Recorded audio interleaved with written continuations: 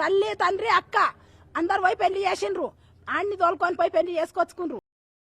ఒక బ్లాక్ కవర్స్లో కూడా దాన్ని చుట్టేసుకొని అది తీసుకెళ్ళి ఆ మూసీ నదిలో పారేయడం జరిగింది. ఈ రోజు అయితే మనం బోడుప్పల్లో జరిగిన ఒక దుర్ఘటన గురించి అయితే మాట్లాడడానికి అయితే డిస్కస్ చేయడానికి అయితే మీ ముందుకైతే వచ్చాను నేను. సో మీ అందరికీ ఈ విషయం గురించి ముందే తెలుసు, నాకు తెలిసి, ఎందుకనంటే జరిగి కూడా 3 days అవుతుంది అనమాట యాక్చువల్గా. సో ఈ దుర్ఘటనకు జరిగిన అసలు కథ ఏంటి, అసలు ఎందుకు చంపిండు అనే దాని గురించి అయితే డిస్కస్ చేసుకుందాం మనము. సో నేను పర్టికులర్గా మాట్లాడుకునేది ఏంటంటే, మనకి రోజు రోజుకి క్రైమ్ రేట్ ఎట్లా పెరిగిపోతుందంటే ఒక ఘోరంగా పెరుగుతుంది. చిన్న పిల్లల నుంచి చూసుకుంటే వాళ్ళ వరకు కూడా. మొన్ననే రీసెంట్గా చూసుకున్నాం మనం, కుకట్పల్లి సహస్రాన్ని ఎవరు చంపేశారో. ఒక 14 years ఉన్న ఒక చిన్న బాబు, ఆయన ఒక బ్యాట్ కోసం చంపడం అనేది, ఒక ప్రాణాన్ని తీయడం అనేది మన అందరినీ ఎంతో అంటే అంత డిస్టర్బ్ చేసింది అసలు యాక్చువల్గా.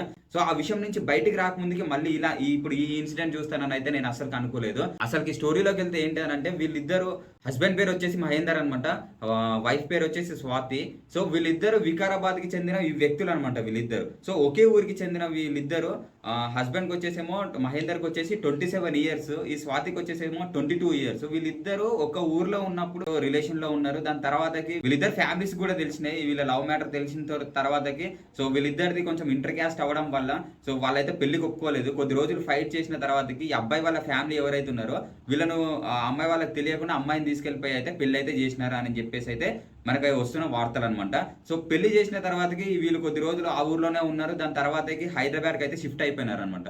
హైదరాబాద్ షిఫ్ట్ అయిపోయి ఇక్కడ మనకి ఉప్పల్లో ఉన్న బాలాజీ హిల్స్ అని చెప్పేసి అక్కడ ఆ కాలనీలో అయితే ఒక రూమ్ అయితే తీసుకొని ఒక రెంట్కి అయితే ఉన్నారనమాట. 2nd floor లో ఉన్నారనమాట వీళ్ళు. చాలా నిర్మానుష్యంగా, లేకపోతే ఎవరు డిస్టర్బెన్స్ చేయని ప్రదేశం అనమాట. అది చాలా ప్లెజెంట్ కూడా ఉంటుంది. సో అలాంటి ఏరియాలో ఒక రూమ్ తీసుకొని అయితే మంచి హ్యాపీగా ఉన్నారు, లీడ్ చేస్తున్నారు, లైఫ్ ని అయితే హ్యాపీగా లీడ్ చేస్తున్నారు. ఈయన ట్యాక్సీ డ్రైవర్ గా వర్క్ చేస్తుండే, ఆమెనేమో కుకట్పల్లిలో కాలింగ్ సెంటర్ లో వర్క్ చేస్తున్నారు అనమాట. సో మీ అందరికి తెలుసు ట్యాక్సీ డ్రైవర్ అని అంటే ఈ ఓలా ఊబర్ ఇవి ఉంటాయి చూసినావా. సో దీంట్లో డ్రైవర్ అనమాట ఆయన. ఈ అమ్మాయి ప్రైవేట్ కంపెనీ అంటే కాల్ సెంటర్ జాబ్స్ ఉంటాయి కదా, అలాంటి దాంట్లో జాబ్ చేస్తుండే.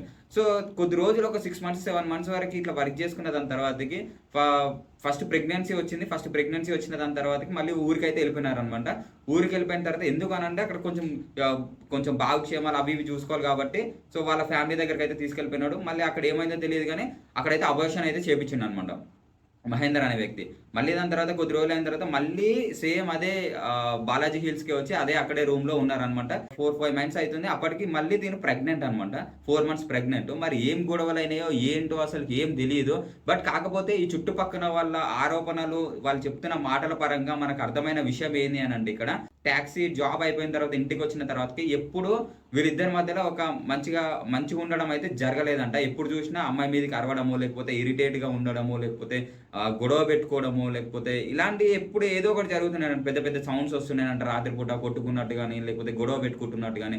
సో ఆ పక్కన వాళ్ళ ఆలీలు చెప్పడం అయితే ఇలా చెప్తున్నారు. అంత గొడవ పెట్టుకున్నప్పుడు, అంత ఇష్టం లేనప్పుడు మరి ప్రేమించి పెళ్లి ఎందుకు చేసుకున్నాం అనేది మాత్రం మనకైతే ఒక ప్రశ్నగా మారింది అనమాట.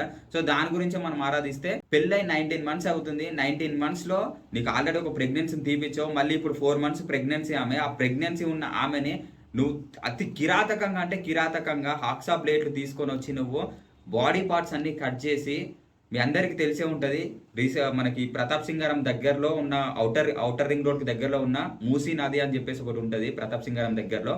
సో అక్కడైతే ఈ గార్బేజ్ బ్యాగ్స్ ఉంటాయి కదా, లైక్ డస్ట్బిన్ బ్యాగ్స్, బ్లాక్ కలర్వి, అలాంటివి వీటిలో పార్సల్ చేసుకొని అయితే తీసుకెళ్ళి ఆ మూసీ నదిలో అయితే పడేశాడంట. సో మెయిన్ పార్ట్స్ ఏవైతుందో, అంటే ఈ స్కెల్టన్ పార్ట్ ఏదైతుందో మిడిల్ పార్ట్ని మాత్రము అతను మోయలేకనో మరి ఎందుకో ఇంట్లోనే వదిలిపెట్టేశాడంట. పైన హెడ్ పార్ట్, కింద లెగ్స్ పార్ట్ మొత్తం అవన్నీ ప్యాక్ చేసుకుని వెళ్ళిపోయాడంట. దాని తర్వాత మళ్ళీ ఏమనిపించింది ఏమో తెలియదు కానీ అక్కడి నుంచి పడేసిన తర్వాతకి డైరెక్ట్ ఉప్పల్ పోలీస్ స్టేషన్కి వచ్చేసి ఇట్లా నా వైఫ్ మిస్ అయిపోయిందని చెప్పేసి కంప్లైంట్ చేస్తే, ఆ కంప్లైంట్ ని ఆధారంగా పడేసిన దగ్గర సర్కిల్ అనేది మేడిపల్లి పిఎస్ కిందకి వస్తుంది కాబట్టి వాళ్ళు ఏం చేశారంటే ఉప్పల్ పిఎస్ వాళ్ళు మేడిపల్లికి అయితే ట్రాన్స్ఫర్ చేశారు. సో ఇన్వెస్టిగేషన్ లో ఏం తెలిసిందని అంటే, ఇక్కడ నేను చంపడానికే ఇక్కడ తీసుకొచ్చాను హైదరాబాద్ అని చెప్పేసి అయితే అంటున్నాడంట.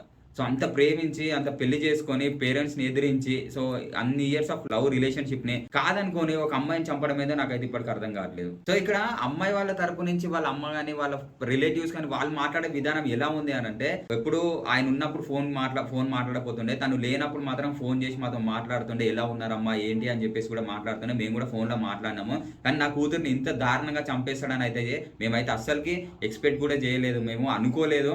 ఏదో రకంగా బతుకుతారు కదా అని చెప్పేసి అనుకున్నాం.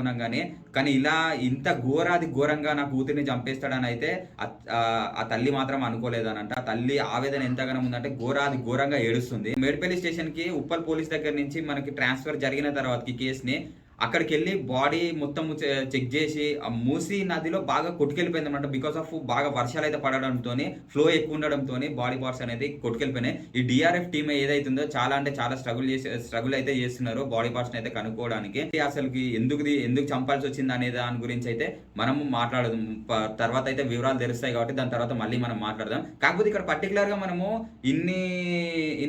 ఇన్ని ఘోరాలని చూస్తున్నాం కదా. సో ఇన్ని ఘోరాలని చూసినప్పటికీ కూడా మనకి ఏమర్థమైపోతుంది అని అంటే, నాకు ఒక మిస్అండర్స్టాండింగ్ దగ్గర నుంచి వచ్చిన ప్రాబ్లం అనే అనిపిస్తుంది. బికాస్ ఆఫ్ ఇప్పుడు లవ్ అని చెప్పేసి తిరుగుతూ ఉంటారు. ఈ లవ్ అనేది కొంతకాలమే ఉంటది అని చెప్పేసి కూడా చాలా మంది చాలా విధాలుగా చెప్తూనే ఉంటారు. ఒకరిని అండర్స్టాండింగ్ చేసుకున్నప్పుడు మీరు వాళ్ళని కూడా అండర్స్టాండింగ్ చేసుకోవాలి. అండర్స్టాండింగ్ తో ఉన్నప్పుడే మీరు లైఫ్ లాంగ్ హ్యాపీగా ఉంటారు. అది అర్థం చేసుకోకుండా మీరు ఏం చేస్తారంటే, ఇప్పుడు ప్రేమించిన తర్వాతకే పెళ్లి చేసుకున్నామా, ఒక 6 నెలలు సరిగ్గా ఉన్నామా, పిల్ల పాపను కన్నామా, దాని తర్వాతకి కథం కొట్టుకున్నామా, విడిపోయినా సరే డైవర్స్ తీసుకున్న పెద్ద ప్రాబ్లం ఏమి ఉండదు. కానీ చంపుకోవడం అనే దగ్గరనే వచ్చింది పెద్ద ప్రాబ్లం. ఎందుకనంటే ఇప్పుడు చంపుకునే ముందు నీకు ఒక పిల్లగాడో లేకపోతే పేరెంట్స్ ఉంటారు. సో వాళ్ళకి ఎంత దారుణంగా ఉంటుంది ఆ సిచ్యువేషన్ అనేది ఎవరు ఎక్స్పెక్ట్ చేస్తలేరు. అంటే ఒక వైఫ్ అబ్బాయిని చంపొచ్చు, అబ్బాయి వైఫ్ని చంపినా ఇలాంటి ట్రాజడీలు అయితే మనం అయితే రోజుకి ఘోరంగా అయితే చూస్తున్నాం. మనము ప్రజెంట్ ఒక మాట చెప్పాలనుకుంటున్నాను నేను. పెళ్లి చేసుకున్న తర్వాత ఒక 6 నెలలో లేకపోతే సంవత్సరం పాటు మాత్రమే మీరు శరీరంతో సంసారం అయితే చేస్తారు. కానీ దాని తర్వాత లైఫ్ లాంగ్ మీరు సంసారం చేయాల్సింది ఆ మనిషి వ్యక్తిత్వంతో.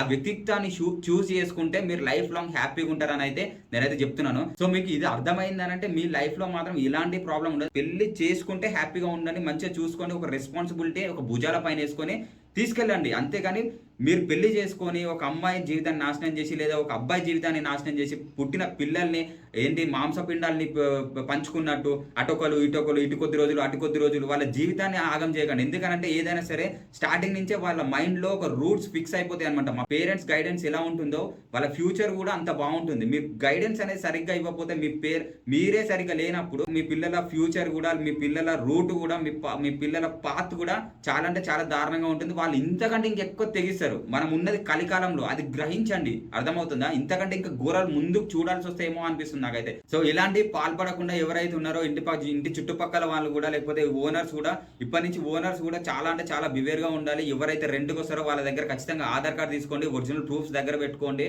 ఒకవేళ జిరాక్స్ అయినా పెట్టుకోండి. వాళ్ళు ఎక్కడి నుంచి వస్తున్నారు లేకపోతే వాళ్ళ ఫ్యామిలీ డీటెయిల్స్ కానీ వాళ్ళ పేరెంట్స్ ఇలాంటి కపుల్స్ వచ్చినప్పుడు వాళ్ళ ఊరికి ఫోన్ చేసి వాళ్ళ పేరెంట్స్తోనైనా మాట్లాడిపించుకొని ఒక సెక్యూర్గా పెట్టుకోండి. మీ ఇంట్లో ఏదో రెంట్ ఇస్తున్నారు కదా అని చెప్పేసి, పైసలు వస్తున్నాయి కదా అని చెప్పేసి ఎవరిని పడితే వాళ్ళని తీసుకోకండి. మీ ఇంట్లో ఉంటున్నారు కాబట్టి మీరే బాధ్యులు అవుతారు. ఎందుకంటే మిమ్మల్ని ఇన్వెస్టిగేషన్ చేస్తారు కాబట్టి పోలీసులు.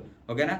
సో గైస్, నాకైతే ఈ న్యూస్ అనేది చాలా అంటే చాలా డిస్టర్బ్ చేసింది. సో అందుకని చెప్పేసి నేనైతే ఈ న్యూస్ని అయితే మీ ముందు డిస్కస్ చేయడానికి అయితే తీసుకొచ్చాను. ఈ మ్యాటర్ గురించి కూడా కొంచెం మీరు ఏమనిపిస్తుందో, మీ అభిప్రాయం ఏందో కింద అయితే కామెంట్ చేయండి. సో నేను చెప్పిన మాటలు ఏదైనా తప్పుంటే మన్నించండి. సో మంచిగా అనిపిస్తే సపోర్ట్ చేయండి. ఓకేనా? సో ప్లీజ్ వీడియోని అయితే లైక్ చేయండి, షేర్ చేయండి.